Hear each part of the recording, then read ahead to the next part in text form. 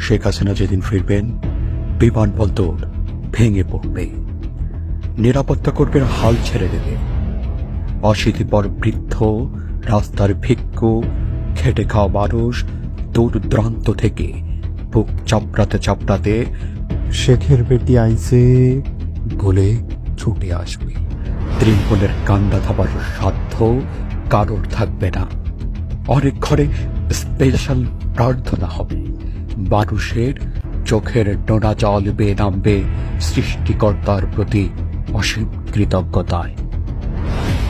বাংলাদেশের মানচিত্র থেকে অনেক বড় পাথর নেমে গিয়ে বহু মানুষ নির্ভর হবেন। তিনি চলে এসেছেন, আর কারো ভয় নেই। এই অভয়বাণী বাংলার আকাশ বাতাসে ছড়িয়ে পড়বে। মানুষ নিশ্চিন্তে ঘুমোতে যাবে।